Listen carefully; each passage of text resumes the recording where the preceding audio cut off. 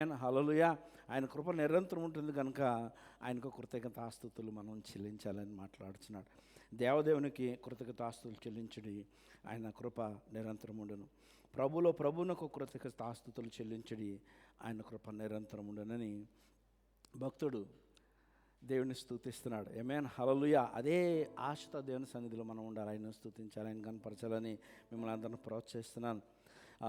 ఒక మాట చూడండి, 136 ఆయన ఒక్కడే మహత్ కార్యములు చేయవాడు, ఆయన కృప నిరంతరం ఉండును గాక. ఆమేన్. ఆయన ఒక్కడే మహత్ కార్యములు చేయవాడు, ఆయన కృప నిరంతరం ఉండును గాక. ఈ మాట నేను మరోసారి చదువుతాను, నా పద్ధతిలో చదువుతానండి. ఆయన ఒక్కడే, ఆమేన్, హల్లెలూయా. ఆయన ఒక్కడే మహత్ కార్యములు చేయగలవాడు. ఆమేన్. ఆయనలా మరెవ్వరు చేయలేరు, ఆయనలా మరెవరు కూడా గొప్ప కార్యాలు చేయలేరు కనుక ఆయనను స్తుతించాలని మిమ్మల్ని అందరూ నేను ప్రోత్సహిస్తున్నాను. ఆమేన్, హల్లెలూయా. మిమ్మల్ని మీరు ప్రోత్సహించుకోనండి ఆయనను స్తుతించడానికి. ఆయన ఒక్కడే స్తుతినందదగిన దేవుడని, ఆయన ఒక్కడే నా దేవుడని ఆయన నిన్ను స్తుతించగలిగితే నేడు ఆశ్చర్యకరములను చూడడానికి దేవుడు నీకు కృపనిస్తాడు. ఆమేన్. అందరు లేచి నిలబడి ప్రార్థన చేసుకుని ఆయన సన్నిధిలో మనం ప్రవేశిద్దాం. హల్లెలూయా. మీరు హృదయంలో అనుకోండి, ఆయన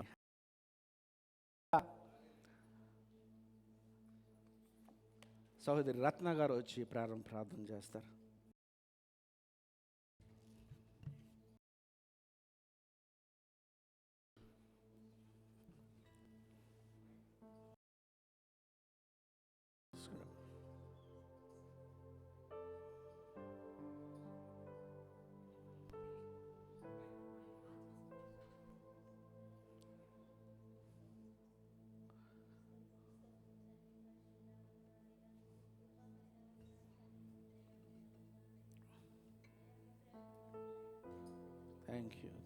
థ్యాంక్ యూ జీసస్. హల్లెలూయా, హల్లెలూయా. స్తోత్రం తండ్రి, వందనాలయ్యా ప్రభా. అయ్యా ప్రభు స్తోత్రం తండ్రి, స్తోత్రం నాయన ప్రభా. అయ్యా మీ సన్నిధిలో నాయన ప్రభా స్తుతించడానికి కనపరచడానికి చేసుకో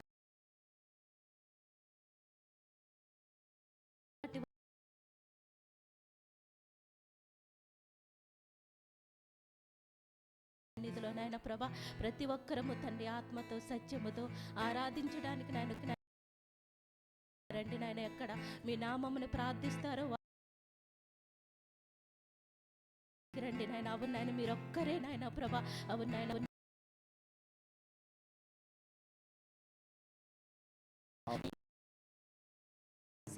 మా స్తుతులు మా స్తోత్రాల మీద ఆశీర్వాదం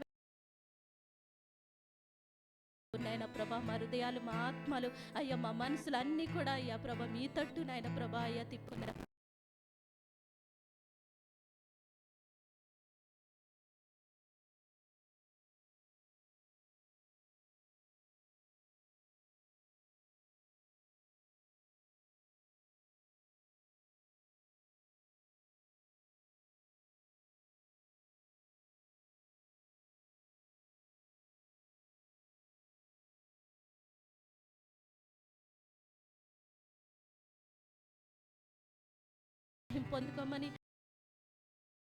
మహిమ పొందుకోమని ఘనత మహిమ ప్రభావాలు మీకే చెల్లించుకుంటూ యేసు నామములోనే ప్రార్థిస్తున్నాం తండ్రి. ఆమేన్.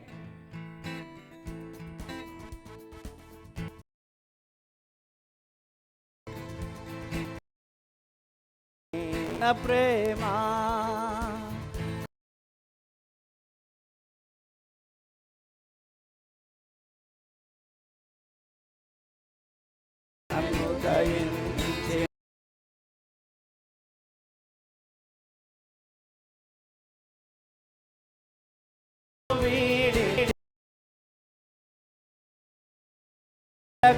ప్రేమ పరమును వీడిన ప్రేమ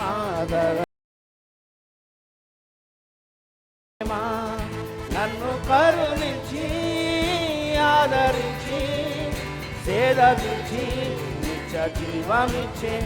నన్ను కరుణించి ఆదరించి సేదరించి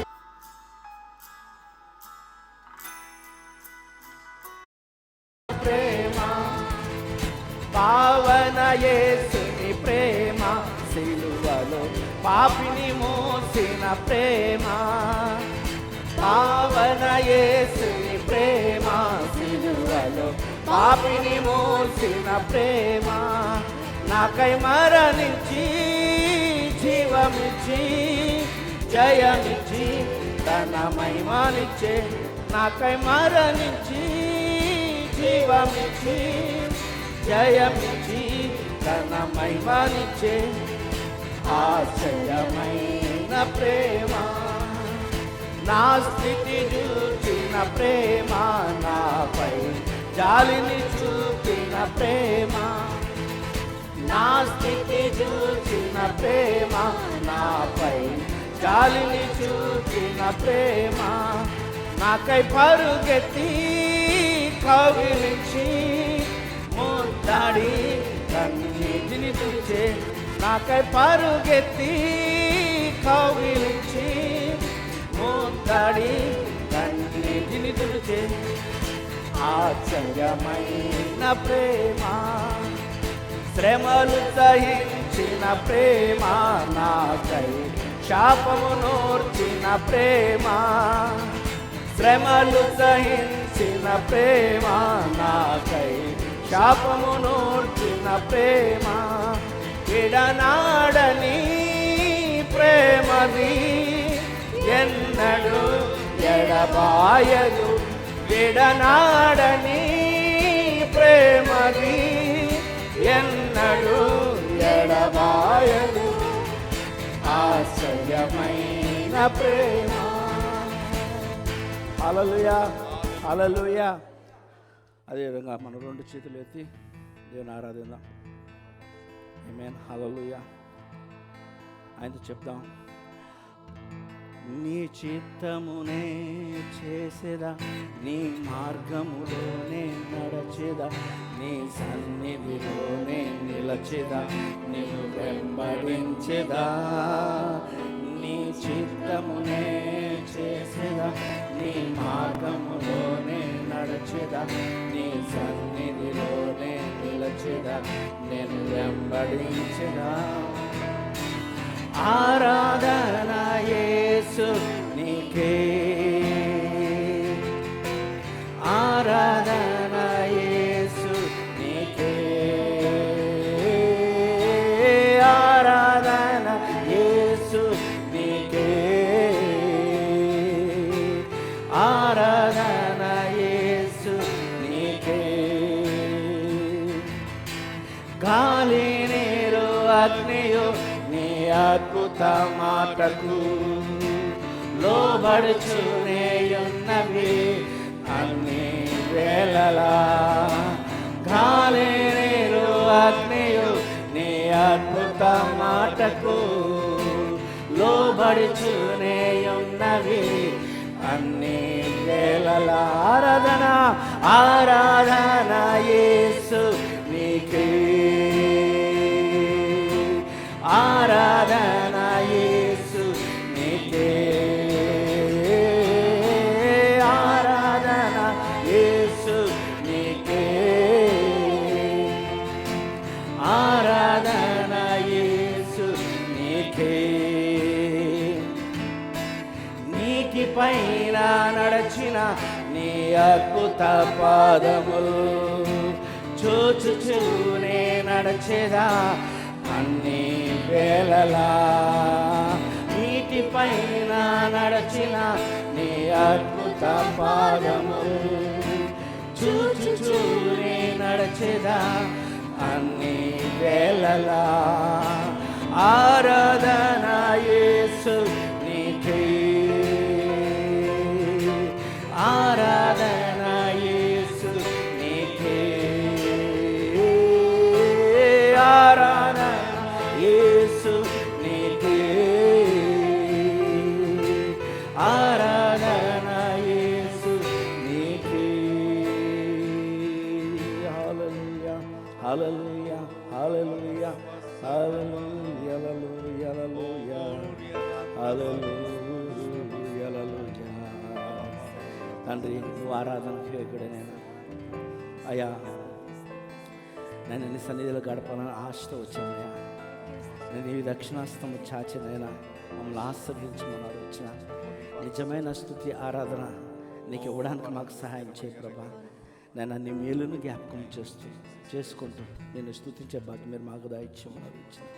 హల్లెలూయా. అందరూ హృదయం తెరచండి, దేవుని స్తుతించండి. ఆమేన్. హల్లెలూయా. ఆయన గొప్ప దేవుడు. ఆమేన్. హల్లెలూయా. ఆయన మన కాపరి, నిజమైన కాపరి ఆయనే. ఆమేన్. మన కాపరి మనం స్తుతిందాం.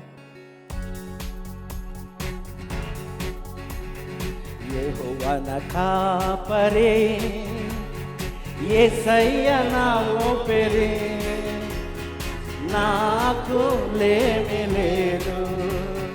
లోయలలో లోతులలో యెహోవా నా కాపరి, లోయలలో లోతులలో యేసయ్య నా ఊపిరి. యెహోవా నా కాపరి, పచ్చిగా గల చోట్ల నన్ను పరుండజేయును, పచ్చిగా గల చోట్ల నన్ను పరుండజేయును. శాంతికరమైన జలముల యొద్ద నన్ను నడిపించును, శాంతికరమైన జలముల యొద్ద నన్ను నడిపించును. లోయలలో లోతుల అందరూ స్వరములు ఎత్తి ప్రభువును స్తుతిద్దాం, మన కాపరిని గొప్ప చేద్దాం. లోయలలో లోతులలో యెహోవా నా కాపరి, యెహోవా నా కాపరి. నా శత్రువు ఎదుట నాకు భోజనము చేయు, నా శత్రువు ఎదుట నాకు భోజనము చేయు. నూనెతో నా తలంటెను, నా గిన్నె నిండి పొర్లును. నూనెతో నా తలంటెను, నా గిన్నె నిండి పొర్లును. లోయలలో లోతులలో యెహోవా నా కాపరి. ఆమేన్. లోయలలో లోతులలో యేసయ్య నా ఊపిరి. యెహోవా నా కాపరి, నీవు తోడైయుందువు, నన్ను ఆదరించువు. నీవు తోడైయుందువు, నన్ను ఆదరించువు. నీ మందిరములో కలకాలం నివాసము చేసెదను, నీ మందిరములో కలకాలం నివాసము చేసెదను. లోయలలో లోతులలో యెహోవా నా కాపరి, లోయలలో లోతులలో యేసయ్య నా ఊపిరి. యెహోవా నా కాపరి, యేసయ్య నా ఊపిరి, నాకు లేమి లేదు.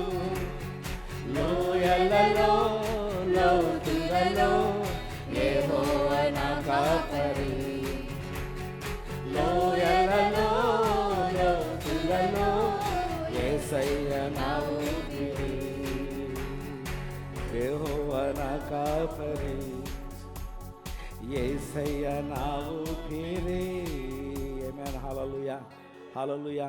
మొదటగా మనం విన్న మాట, ఆయన ఒక్కడే మహత్కార్యములు చేయగలిగిన దేవుడు. ఆమేన్. హల్లెలూయా. ఆయనకి చెందవలసిన మహిమ ఆయనకి ఇద్దాం. ఆమేన్. మహిమ ఘనతకు అర్హుడవు, నీవే మా దైవము. మహిమ ఘనతకు అర్హుడవు, నీవే మా దైవము. సృష్టికర్త ముక్తిదాత, సృష్టికర్త ముక్తిదాత, మస్తుతులకు పాపుడా ఆరాధన నీకే. ఆరాధన నీకే, ఆరాధన నీకే, ఆరాధన నీకే, ఆరాధన ఆరాధన స్తుతి ఆరాధన, ఆరాధన నీకే, ఆరాధన స్తుతి ఆరాధన, ఆరాధన నీకే, ఆరాధన నీకే, ఆరాధన నీకే, ఆరాధన నీకే, ఆరాధన నీకే. మన్నాను కురిపించినావు, బండ నుండి నీళ్ళిచ్చినావు, మన్నాను కురిపించినావు, బండ నుండి నీళ్ళిచ్చినావు. యెహోవా ఈరే చూచుకొనును, యెహోవా ఈరే చూచుకొనును, సర్వము సమకూర్చును. ఆరాధన విశ్వాసముతో ప్రభుని గణపరచండి. ఆయన సమస్తమును చేయగల దేవుడు, ఆయనకు అసాధ్యమైనది ఏదీ లేదు. ఆరాధన నీకే, ఆరాధన స్తుతి ఆరాధన, ఆరాధన నీకే, ఆరాధన స్తుతి ఆరాధన, ఆరాధన నీకే, ఆరాధన నీకే, ఆరాధన. అవునేసయ్యా, ఆరాధన నీకే. వ్యాధులను తొలగించినావు, మృతులను మరిలేపినావు, వ్యాధులను తొలగించినావు, మృతులను మరిలేపినావు. యెహోవా రాఫా స్వస్థపరచును, యెహోవా రాఫా స్వస్థపరచు, నన్ను స్వస్థపరచును. ఆరాధన కృతజ్ఞతాస్తుతులు చెల్లిందాం. ఆయన చేసిన మేలును జ్ఞాపకం చేసుకున్నట్టు ఆయనను గణపరుద్దాం. ఆరాధన నీకే, ఆరాధన స్తుతి ఆరాధన. సంగమా ఆయనను హెచ్చించు నీకే, ఆరాధన స్తుతి ఆరాధన, ఆరాధన నీకే, ఆరాధన నీకే, ఆరాధన నీకే, ఆరాధన నీకే, ఆరాధన నీకే. హల్లెలూయా, హల్లెలూయా. రెండు చేతులు ఆయన వైపు సాచుదాం. ఆయన నిజమైన ఆరాధనకు యోగ్యుడు. ఆమేన్, హల్లెలూయా. ఆయన వైపు చూద్దాం. సదాకాలము నీతో నేను జీవించెదను యేసయ్యా, సదాకాలము నీతో నేను జీవించెదను యేసయ్యా, యేసయ్యా,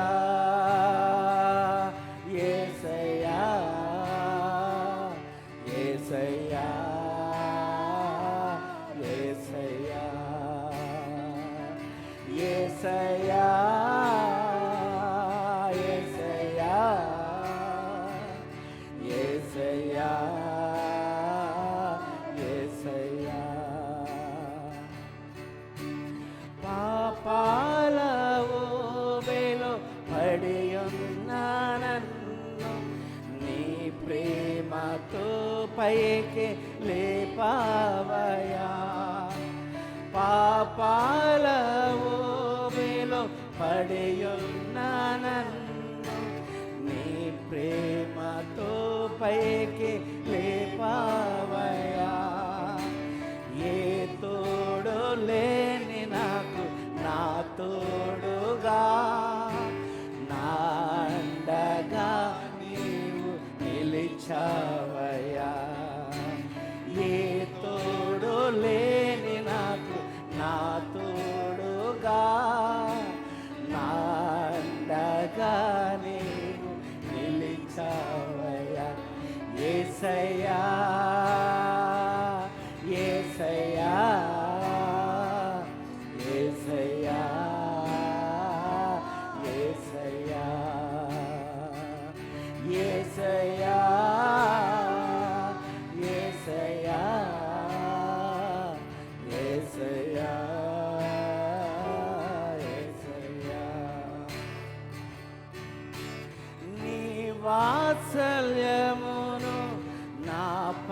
చూపించి నీ సాక్షిగా నన్ను నిలిపావయ్యా.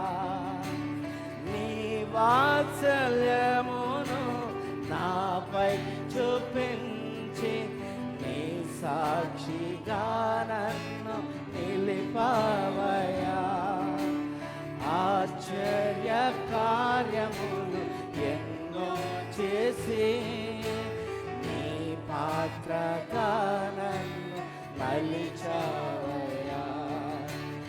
ఆశ్చర్య కార్యములు ఎన్నో చేసి నీ పాత్రగా నన్ను మలిచావయ్యా. యేసయ్యా యేసయ్యా యేసయ్యా యేసయ్యా నా యేసయ్యా యేసయ్యా యేసయ్యా యేసయ్యా యేసయ్యా యేసయ్యా.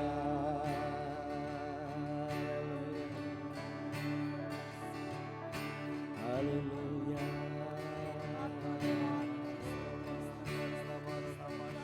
నా దేవా నా అండనివే, నా సహాయకుడా నీకే ఆరాధన. హృదయము తెరిచి ప్రభుని ఆరాధించండి.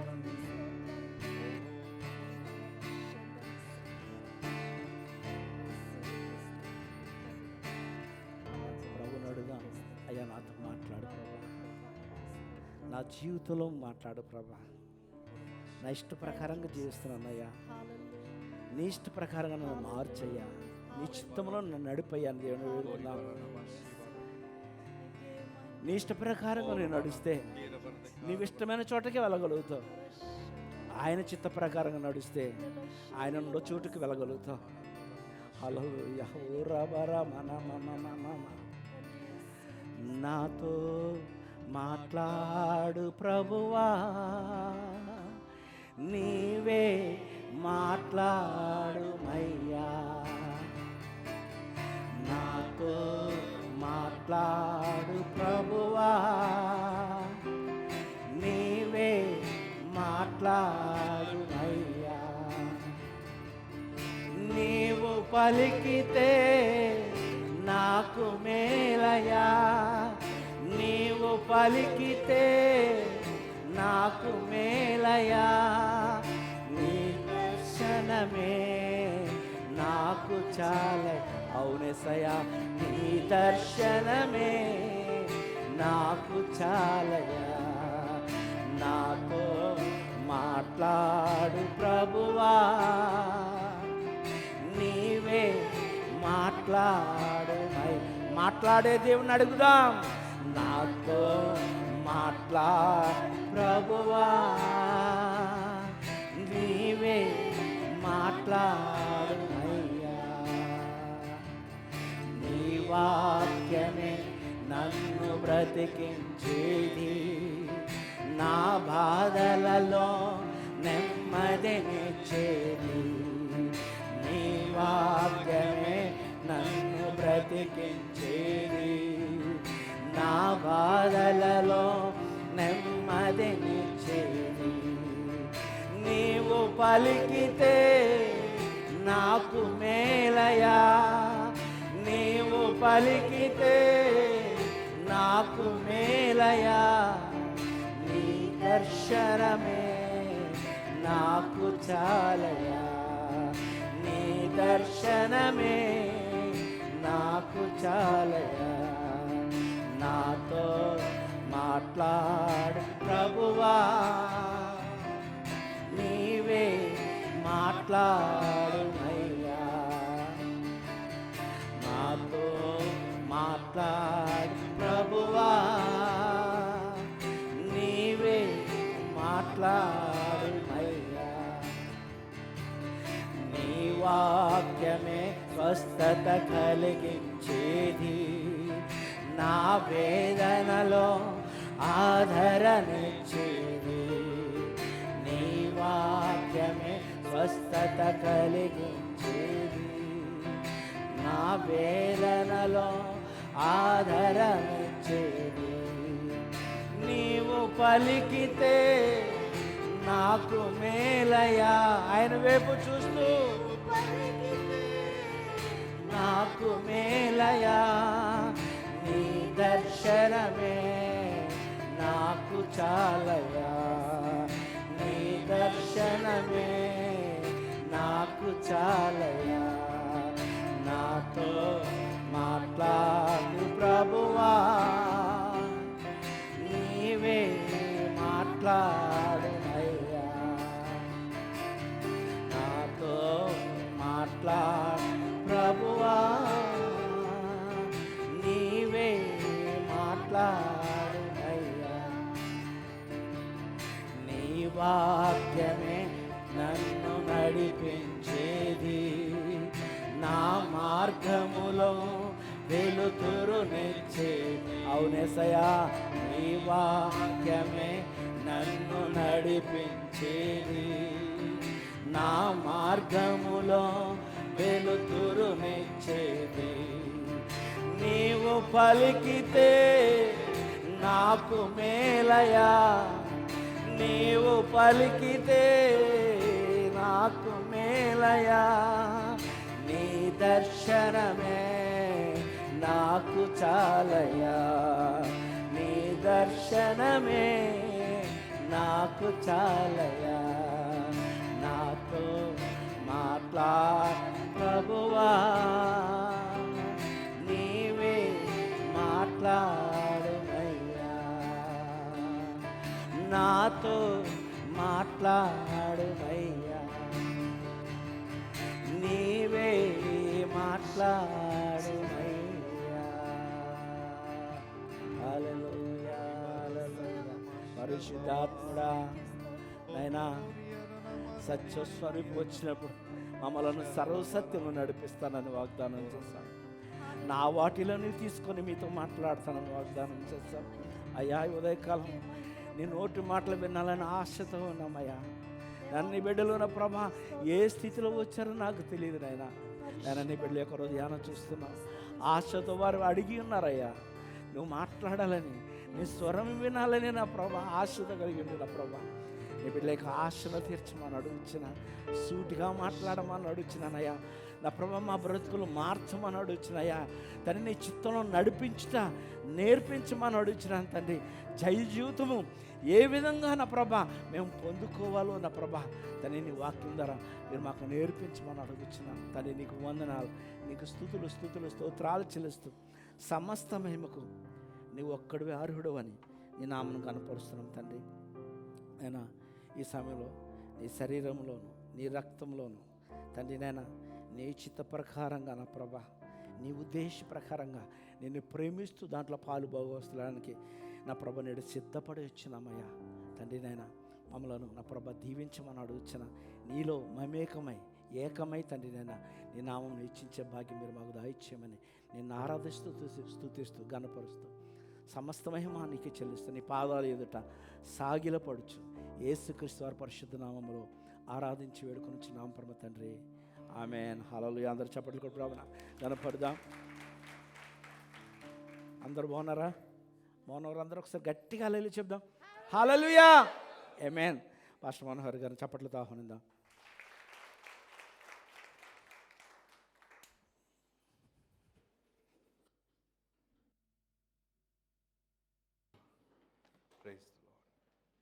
హల్లెలూయా. మన ధ్యానపూర్వకంగా ఈ సమయంలో ప్రభు యొక్క సన్నిధిలో మనము ఆయన శరీరంలోనూ అలాగే ఆయన రక్తంలో పాలు పొందడానికి సిద్ధపడదాం.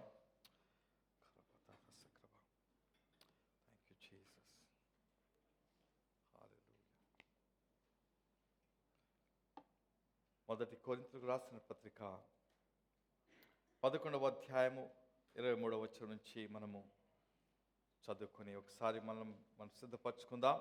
నేను మీకు అప్పగించిన దానిని ప్రభు వలన పొంది తిని, ప్రభు అయిన యేసు తాను అప్పగింపబడిన రాత్రి ఒక రొట్టెని ఎత్తుకొని కృతజ్ఞతాస్తుతులు చెల్లించి దానిని విరిచి, ఇది మీ కొరకైన నా శరీరము, నన్ను జ్ఞాపకం చేసుకుంటూ దీన్ని చేయడని చెప్పాను. ఆ ప్రకారమే భోజనమైన పిమ్మట ఆయన పాత్రను ఎత్తుకొని, ఈ పాత్ర నా రక్తము వలనైన క్రొత్త నిబంధన, మీరు దీనిలోని త్రాగునప్పుడల్లా నన్ను జ్ఞాపకము చేసుకుంటకై దీనిని చేయడం చెప్పారు. మీరు ఈ రొట్టెను తిని ఈ పాత్రలోనిది త్రాగునప్పుడల్లా ప్రభువు వచ్చు వరకు ఆయన మరణమును ప్రచురించెదరు. కాబట్టి ఎవడు అయోగ్యముగా ప్రభు యొక్క రొట్టెను తినును లేక ఆయన పాత్రలోనిది త్రాగును, వాడు ప్రభు యొక్క శరీరమును గూర్చి రక్తమును గూర్చి అపరాధిగును. కాబట్టి ప్రతి మనుష్యుడు తన్ను తాను పరీక్షించుకొనవలెను. అలాగు చేసి ఆ రొట్టెను తిని ఆ పాత్రను త్రాగవలను. ప్రభు శరీరమని వివేచింపక తిని త్రాగువాడు తనకు శిక్షావిధి కలుగుటకే తిని త్రాగుచున్నాడు. ఇందువలనే మీలో అనేకులు బలహీన రోగులైనారు, చాలామంది నిద్రించుచున్నారు. అయితే మనలను మనమే విమర్శించుకునేలా తీర్పు పొందకపోదుము. స్పష్టమైన మాటలు మనం విని ఉన్నాం. మనలను మనం పరీక్షించుకోవాలి ప్రభు యొక్క శరీరంలోను రక్తంలోను పాలు పొందేటప్పుడు.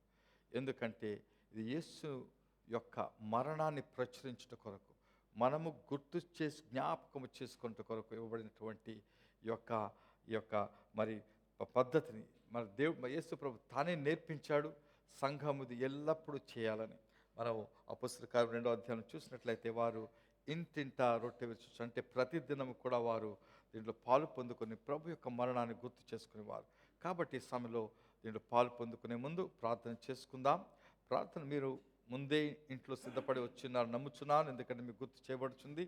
లేనట్లయితే ఈ సమయంలో ప్రార్థన చేసుకున్నప్పుడు మీ హృదయంలో తెరిచి మీకు పరిశుద్ధాత్ముడు మీలో ఏదైనా లోపము చూపించినట్లయితే దానిని ఒప్పుకున్న తర్వాతనే దీంట్లో మనం పాలు పొందుకోవాలి. అటువంటి చేయకున్నట్లయితే పాలు పొందుకుంటే అది చాలా ప్రమాదకరమని వాక్యం చెప్తుంది. కొంతమంది రోగులు కొంతమంది మరణిస్తున్నారని. కాబట్టి సిద్ధపడటం చాలా అవసరం. కాబట్టి ఈ సమయంలో ప్రార్థన చేసుకుందాం. ప్రేమగల తండ్రి, కృపగల దేవానికి ఘనమైన నామమునకు వేలాది స్తుతులు స్తోత్రము చెల్లించుకొంచున్నాం. ఇదే కాలంలో ప్రభా మీ యొక్క శరీరంలోను రక్తంలోను పాలు పొందుటకు వచ్చిండగా ప్రభా మా యొక్క హృదయమును తెరచుచున్నాము తండ్రి. ఇదిగో ప్రభా మాలో ఉన్నటువంటి ప్రతి ప్రభా పాపమును ఒప్పుకొనుచున్నాం, తప్పిదమును ఒప్పుకొనుచున్నాం, నీడ చేసిన ప్రతి దోషమును ఒప్పుకొనుచున్నాం.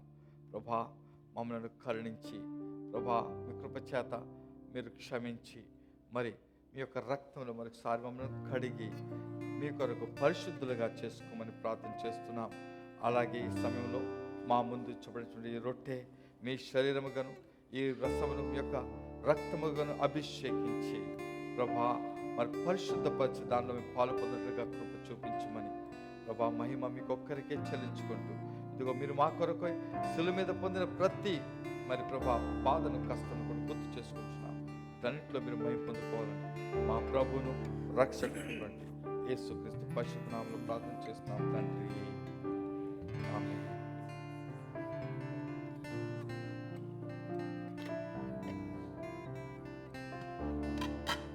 ప్రభు తాను అప్పగింపబడిన రాత్రి రొట్టెను ఎత్తుకొని దాన్ని విరిచి, ఇది మీ కొరకు నలగగొట్టబడిన నా శరీరం అని చెప్పి ఆయనకు శిష్యులకు వచ్చిండగా మరి అలాగనే రొట్టె మీ దగ్గరకు వచ్చాము. దీన్ని తీసుకొని మరి మీ చేతిలో ఉంచుకున్నట్టు అందరం కలిసి దీంట్లో పాలు పొందుకుందాం. అలాగే భోజనమైన పిమ్మట ఆయన మరి పాత్రను ఎత్తుకొని, ఇది మీ కొరకు మరి చిందింపబడుచున్నటువంటి నూతన నిబంధన అయినటువంటి నా రక్తం అని చెప్పి ఆయన శిష్యులకు ఇచ్చిండగా, అలాగే ఈ పాత్ర మీ దగ్గరకు వచ్చినప్పుడు మీరు కూడా మరి దీనిలో పాలు పొందడానికి సిద్ధపడి మరి ముఖ్యంగా ఆయన యొక్క శిలువ మరణాన్ని, ఆయన యొక్క బాధను కష్టాన్ని కూడా మీరు గుర్తు చేసుకుంటూ మరి దీంట్లో పాలు పొందవలసి కోరుచున్నాను. మరి అయోగ్యంగా పొందకూడదని విని ఉన్నాం, అలాగనే చేసుకుందాం. సో తీసుకునే వారందరూ కూడా మీరు ఇప్పుడు లేచి నిలబడినట్లయితే మనం దీంట్లో పాలు పొందడానికి సిద్ధపడదాం. Thank you.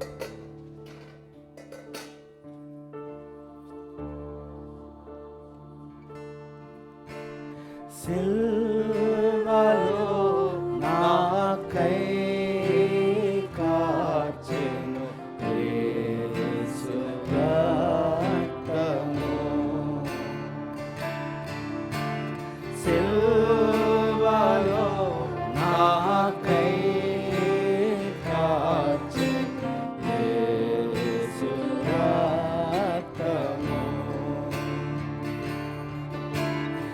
శిలనైన నన్ను మార్చెను యేసు రక్తము. శిలనైన నన్ను మార్చెను యేసు రక్తము. యేసు రక్తము, ప్రభు యేసు రక్తము, అమూల్యమైన రక్తము. యేసు రక్తము, అమూల్యమైన రక్తము. యేసు రక్తము, సమకూర్చునను తండ్రితో. యేసు రక్తము, సమకూర్చునను తండ్రితో. యేసు రక్తము, సంధి చేసి చేర్చును యేసు రక్తము. సంధి చేసి చేర్చును యేసు రక్తము. యేసు రక్తము, ప్రభు యేసు రక్తము, ఐక్యపరచును తండ్రితో. యేసు రక్తము, ఐక్యపరచును తండ్రితో. యేసు రక్తము, సమాధాన పరచును యేసు రక్తము, సమాధాన పరచును యేసు రక్తము,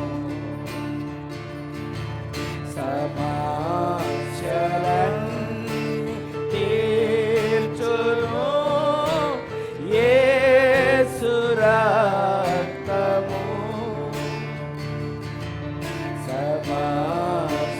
సమస్యలన్నీ తీర్చును యేసు రక్తము. యేసు రక్తము, ప్రభు యేసు రక్తము, సంపూర్ణ శాంతి నిచ్చును యేసు రక్తము, సంపూర్ణ శాంతి నిచ్చును యేసు రక్తము. నా యేసు రక్తము, శ్రీ యేసు రక్తము.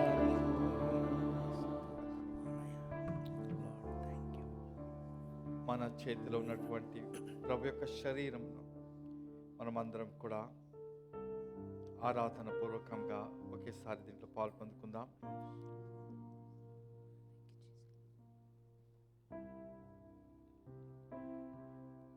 పాత్రలో ఉన్నటువంటి ప్రభు అయిన యేసుక్రీస్తు వారి రక్తమైనటువంటి నూతన నిబంధన గుర్తు చేసుకుంటూ ఆరాధిస్తూ ఆయన శ్రమను కూడా గుర్తు చేసుకుని దీంట్లో మనం అందరం కూడా పాల్పొందుకుందాం.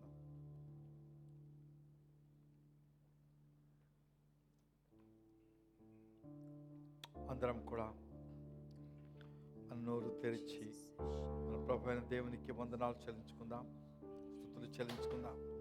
ఇది ఆయన కృప, మనమేమై ఉన్నాం, ఆయన ప్రేమ, ఆయన జాలి. మన పాపుల మెండగా మన కొరకు ఆయన బలి అయ్యాడు. ప్రభానికి స్తోత్రం, స్తోత్రం, స్తోత్రం, స్తోత్రం. తండ్రి నీకు వేలాది స్తోత్రములు తండ్రి. ప్రభా నీ యొక్క కృప లేనట్లయితే మాకు మార్గము లేదు ప్రభా. మీకు జాలి మా మీద చూపించకపోతే ప్రభా మేము పాపులము ప్రభా, మాకు ఎటువంటి అర్హత లేదు తండ్రి. మీ యొక్క కృప చేతనే మేమైనాము తండ్రి. రోజు తండ్రి యొక్క కాలంలో మీ శరీరంలోను మీ రక్తంలోను పాలు పొంది మమ్మల్ని మీలో మరి ఒక్కరిగా ఏకము చేసుకున్నందుకు మీకు వేలాది స్తుతులు చెల్లించుకొంచున్నాం ప్రభా. మరి ఇకను మీ కొరకు జీవిస్తూ మీ నామను మహిమపరుస్తూ జీవించడానికి మమ్మల్ని సమర్పించుకుని మాకు సహాయం చేయాలని మా ప్రభును రక్షకుడు యేసుక్రీస్తు నామములో ప్రార్థన చేస్తున్నాం తండ్రి. ఆమేన్. దయచేసి అందరూ కూర్చోనండి. హల్లెలూయా. అందరూ సంతోషంగా ఉన్నారా? ఆమేన్. అయితే వాక్యంలో వెళ్ళే ముందు కొన్ని విషయాలు. రేపటి ప్రత్యేకమైనటువంటి కూటమి కొరకు మరొకసారి గుర్తు చేస్తున్నాను. మీలో చాలామంది సిద్ధపడి ఉంటారు, అంటే ఉపవాసం ద్వారా.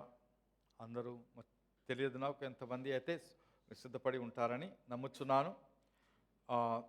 ఇంకా ఈరోజు కూడా సిద్ధపడండి. అయితే ఈరోజు చెప్పే వాక్యము రేపటి దినమునకు ఒక మొదటి మాట వంటిది. ఆ మాట, ఈ వాక్యం ద్వారా మనం సిద్ధపడాలి. మనం అర్థం చేసుకోవాలి ఎందుకు రేపు మనం ప్రత్యేకంగా కూడుకొనుచున్నామనే విషయాన్ని అర్థం చేసుకుందాం. కాబట్టి వాక్యం విందాం. అయితే కొన్ని ప్రాముఖ్యమైనటువంటి ప్రకటన ముందు చేస్తున్నాను. రేపు మనకు అక్కడ తొందరగా ఉంటే మనకు సరైన సమయాన్ని మనం వాడుకోవచ్చు. మరి బస్ మీద వచ్చేవారు బ్రదర్ ప్రశాంత్ గారు ఎవరైతే బస్ టైమింగ్స్ చెప్పేస్తారు అందరికీ, ఇంకా చెప్పలేదా? ఒకసారి వస్తారు ఇక్కడికి, ఇప్పుడే చెప్పుదురు కానీ ఏ స్థలాలు ఎక్కడెక్కడ టైంలో ఉండాలో, ఎందుకంటే చాలా స్పష్టంగా చెప్పిన సమయాన్ని తప్పకుండా ఉండండి. చాలా జాగ్రత్తగా వినండి. అదే సమయానికి ఉండండి, లేట్గా ఉండొద్దు. Praise the lord. మరి రేపటి దినాన్న 8:30 వరకు మనం అక్కడ చేరుకోవాలని నిర్ణయించబడింది కనుక ముందు ఎప్పుడులాగానే జీకో వాళ్ళని ఫస్ట్ తీసుకోవడం జరుగుతుంది. జీకో తర్వాత టైం 7:30 స్టార్ట్. ఓకే, 7:30 జీకో. అక్కడ నుంచి మీరు ఇప్పుడు ఇక్కడికి ఎలా వస్తున్నారో అలా తీసుకొని డైరెక్ట్ ఆయనకు అడ్రస్ అవన్నీ చెప్పేశాను, అక్కడికి వచ్చేస్తాడు. 8:30 వరకు అక్కడికి రావడానికి ప్రయత్నం చేయండి అందరూ. 7:30 మీకు అక్కడ నుంచి అక్కడికి national paint and Jamal Abdul Nasser and last అక్కడ రోలా, అక్కడ నుంచి డైరెక్ట్ అక్కడికి జీకో మెట్రో స్టేషన్ దగ్గర రావడం జరుగుతుంది. అంటే ఇప్పుడు ఒక్కొక్క స్థలంలో ఎంత ఏ సమయానికి ఐడియా ఇస్తే 7:30 స్టార్ట్ చేస్తే టోటల్ ఒకటే బస్ కదా? ఒకటే బస్. ఇప్పుడు బస్సులో వచ్చిన వాళ్ళు దాంట్లో ఉంటారు, వాళ్ళు కూడా గుర్తు చేసేయండి. మీకు చెప్పబడిన సమయానికి మీరు ఉన్నట్లయితే కాదు, ఉంటేనే మీరు సమయానికి రాగలుగుతారు. తర్వాత మరొక మాట స్పష్టం చేస్తున్న, పేర్లు ఇచ్చిన వారు మాత్రమే రావలేను. ఏం స్పష్టం చేస్తాను? ఈవేళ ఆలోచిస్తానండి, రేపు చూస్తాం, సడన్గా వచ్చేస్తానంటే రావద్దు. ఏమని చెప్పాను నేను? రావద్దని చెప్పాను. అందరు రావాలని ముందు చెప్తున్నాను. ఎవరు మానకూడదు, పేర్లు ఇవ్వని వారు రావద్దు. చాలా స్పష్టంగా ప్రేమతో చెప్తున్నాను. ఎందుకంటే పేర్లు చాలా అవసరం. ఒకవేళ ముందు చాలామంది ఇచ్చారు, దేవుని స్తోత్రం, మాకు దగ్గర లిస్టు చక్కగా ఉంది, దేవుని స్తోత్రం. కొంతమంది ఎవరైనా మర్చిపోయి మీకు సమయం లేకో, ఒకవేళ మీరు సమయం చేసుకొనగలిగితే ఈరోజు కూడా మీరు పేర్లు ఇవ్వచ్చు. ఈరోజు బయటకు వెళ్ళే ముందు, ఇంటికి వెళ్ళే ముందు సోదరి మాలతి గారు కానీ, లేకపోతే ఎవరికో ఒకరికి, మా లీడర్స్కి పాస్టర్ గారు కానీ మీరు ఇచ్చినట్లయితే ఆ పేర్లు ఇంక్లూడ్ అవుతాయి. దాని ప్రకారంగా మేమంటే మీకోసం గత వారం నుంచి కూడా ప్రతి ఒక్కరి కొరకు పేరు పేరున ప్రార్థన చేస్తున్నాం, పేర్లు ఇచ్చిన వారి పేర్లు. ఎందుకంటే తర్వాత ఇది ప్రాముఖ్యమైనటువంటి సమయము, దేవుని సన్నిధిలో వేచియుండి ఆయన యొక్క ఆశీర్వాదము పొందడం కోసం. ఆశీర్వాదము ఆత్మీయ సంబంధమైంది కాబట్టి దాని కొరకు సిద్ధపాటు లేకుండా ఏది జరగదు. ఏ పని కూడా, ప్రతి పని కూడా సిద్ధపాటుతోనే జరుగుతుంది. ఏ పని చేయాలన్నా, రేపు ఏదైనా ఒక వివాహం చేయాలంటే బోల్డ్ సిద్ధపాటు చేస్తాం. మన ముందు రోజులన్నీ రకరకాలుగా మరి ఆ రోజు మనకు ఖాళీ ఉండదు, అన్ని సిద్ధపాటు చేయాలి. వివాహం జరిగేది ఒక 10 నిమిషాలు 15 నిమిషాలే, దాని సిద్ధపాటు చాలా ఉంటుంది. ఏ పనికైనా అంతే. పరీక్షలు రాయడానికి 3 గంటల పరీక్షలు రాయాలి, అయితే కొన్ని 6 నెలలు లేకపోతే 6 నెలలు చదువుతానే ఉంటారు, అది సిద్ధపాటు. అలాగనే దేవుని సన్నిధిలో ఏదైనా పొందుకోవడం కోసము సిద్ధపాటు అవసరం. ఆమేన్. కాబట్టి తప్పకుండా ప్రార్థన సమన్నప్పుడల్లా ప్రార్థన చేసుకోండి. మీకు ఏమి కావాలో ఆ దేవుని దగ్గర అడగండి. ఈరోజు ఏమి కావాలో కొన్ని విషయాలను మీకు వాక్యం ద్వారా నేర్పిస్తాను. మరి ఈ యొక్క ఆత్మీయమైనటువంటి విడుదల లేకపోతే ఆత్మీయమైనటువంటి రివైవల్, ఉజ్జీవము, రెన్యూవల్, నూతనపరచబడటము, ఇవి ఎందుకు మనకు కావాలి అనేది ఒక మాట కొన్ని వాక్యాల ద్వారా చెప్తాను మీకు. ఇది అవసరమా మనకి? అప్పుడప్పుడు అవసరం, చర్చికి వెళ్ళొస్తున్నాం కదా, ప్రార్థన చేసుకుంటున్నాం కదా అని మనం అందరం అనుకుంటుంటాం. అయితే అలాగున కాదు. ఒకసారి రక్షణ పొందిన తర్వాత బాప్తిసం తీసుకుంటే నా పని అయిపోయింది, ఇక నేను పరలోకానికి వెళ్ళిపోతాను అనుకుంటే అది అవ్వని పని. అక్కడ ఏమంటాడు పౌలు అంటే, మీ రక్షణను భయముతోనూ వణుకుతోనూ కొనసాగించుడి. అంటే ఎందుకు రక్షణ పోగొట్టుకుంటామా అంటే, మనము నడవవలసిన మార్గంలో నడవక, దేవునితో ఉండవలసినటువంటి మరి సత్యమైనటువంటి లేకపోతే సరి అయినటువంటి ఆ సంబంధము లేకుండా మనం జీవించినప్పుడు మనకు వ్యతిరేకంగా ఉన్నటువంటి సాతానుకు చోటిస్తుంటాం. మనకు వాక్యము తెలుసు, 1 పేతురు 5:8 ఉంటుంది, ఎవరిని మృంగుదునా అని సాతాను వెదుకుచూ తిరుగుచూ ఉంటాడు, సింహం వలె మరి వాడు గర్జిస్తూ ఉంటాడు. అంటే ఛాన్స్ దొరికిందో పట్టేస్తాడు. అది అందరికీ జరుగుతుంది. కాబట్టి మనము తప్పకుండా అని నేర్చుకోవాలి. దీన్ని మీకు ఎందుకు చేయాలని ఆశ, మన ఈ యొక్క రివైవల్ లేకపోతే ఉద్యోగం ఎందుకు కావాలంటే, మనలో ఒకవేళ నులివచ్చని పరిస్థితి వచ్చిందేమో మన జీవితం. ఎందుకంటే మన లవోదికయ రాసిన సంఘంలో రాస్తున్నాడు, నులివెచ్చిన స్థితిలో ఉన్నావు, నిన్ను ఉమ్మి వేస్తానంటాడు దేవుడు.